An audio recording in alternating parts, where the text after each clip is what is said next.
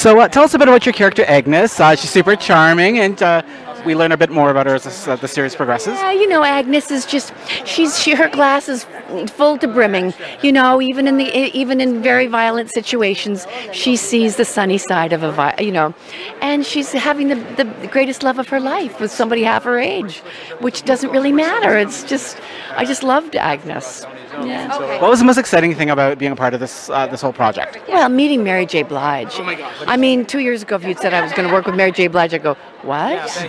And she is just the kindest, sweetest, lovely person, and to work with Ellen Page and to work and Colin Feore, it's a very carefully handpicked show, and it's not always like that, when we work. And this is a labor of love, I'll tell you.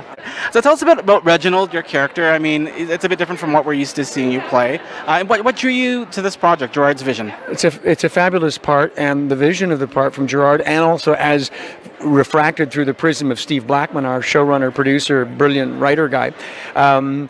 It's a very serious part. I mean, he's got a very serious job to create superheroes capable of saving the world. So he knows what the end game is, and the stakes are very, very high. So for all the absence of warmth and charm, there is a real eye on the prize focus on what needs to be achieved. And so it was awfully fun cracking the whip on these children, particularly on the little ones, because I got to be mean to Ellen Page by proxy. And then, and I know she's a little mad at me and thinks, wow, and I didn't even read her book about the family called Extraordinary. But the bottom line is, I knew that, or I believed that it would pay dividends in the end. Like the meaner I could be, the harsher, the more honestly, no, this is where you've got to go. I know it's going to hurt you right now, but trust me, this will be good for you in the long run. I was going to say, when I'm dead, they'll miss me, but I start dead, and they don't appear to miss me. They're just mad. Now, how important was it, being Canadian, bringing this story and production here back in Toronto and premiering it here tonight? This is incredible. I have been here to watch movies. I came to watch Shoplifters the other day when we wrapped shooting. I know, it's fantastic. Yeah, this is hometown for me. I haven't been here for a long time to shoot, so this is extremely exciting. But I have to credit the Ontario government of Canada for having an incentive program that would bring a studio like Universal and a company like Netflix and encourage them to be in Toronto because it's such a great multicultural city. I've shot around the world. I've shot in Paris, London, New York, Vancouver, LA. Toronto is kind of a unique melange of all those things because of its people, the architecture, the proximity of unique geography. It's terrific. If it just snow a little less, it'd be good. Character Hazel, what drew you most to the role and being part of this project? Well, to play Hazel my draw to play Hazel was mostly that he's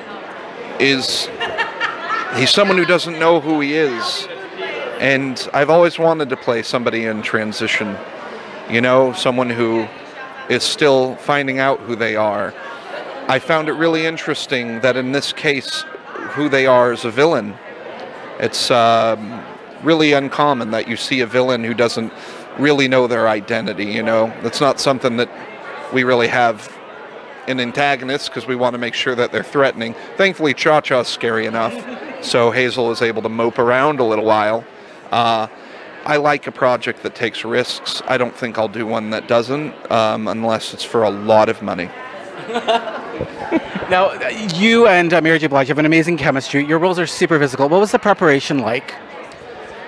Prep was scary at first because there was almost too much freedom to find out who these folks were, and I didn't meet Mary really until a couple days before starting to shoot, and that's when the character started opening up a lot more. Once I got to see what she's doing, the chemistry was there.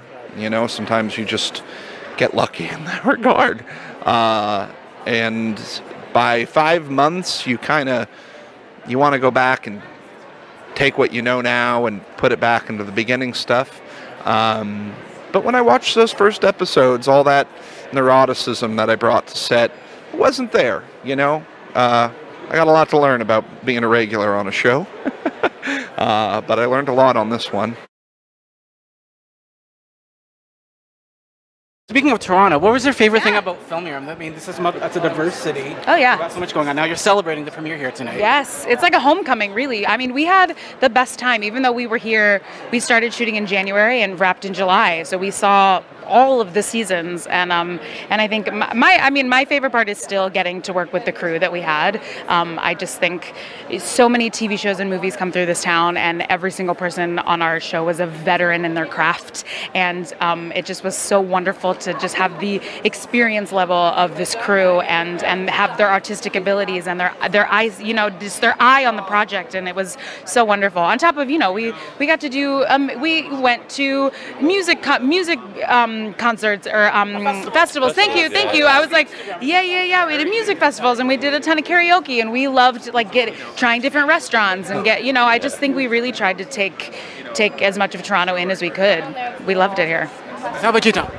Yeah, the same, man. I mean, Emmy said it there. The amount of fun stuff we did outside of shooting was great. I had a wicked time here. And it was tough for me because my wife was at home pregnant with my second baby, and so that I was like, sort of thinking, oh my God, I'm not. But what made it a lot easier was these guys and Toronto. There's so much to be offered here. Distracted him from the fact that he couldn't be at home. Yeah, exactly. Yeah. These guys were great. I needed those guys to help me get through that sort of thing. So. Yeah, it was amazing. Like you said, the crew and everything it was a massive team effort to make this show, and we wouldn't have done it without the amazing Torontonian crew here. Yeah. So we're very lucky. Allison and Luther have a chemistry it's very apparent even with little words. How do you achieve that on screen? I think we just got on so well from jump. We just totally hit it off, and kind of both were so willing to just put our best foot forward, and there was no ego involved, and there was just so much willingness to talk through the scenes and make the best of whatever the scene was in the situation. And I just think I just think because we had a friendship that really existed so much off stage, and we just became such close pals. I just think that I think at some point we had just stopped talking about the scenes we had together. I think we just fell into. I think it was like maybe the pilot was the most we talked about our scenes, and then after that I was just like, oh, what's up? And then we just fall right into it. We wouldn't even, it just was like I kind of started to figure out what he needed from me, and I think vice versa. And we started to understand who each other were as our characters. I think I was learning who Alison was. Also, I was learning who Luther was as well. But we were starting to see how I was seeing how Emmy was portraying Alison. So I don't know, I got to know her as Alison just as well as Emmy. Do you know what I mean? It's weird, but yeah, and that's all to do with that trust thing that Emmy was talking about.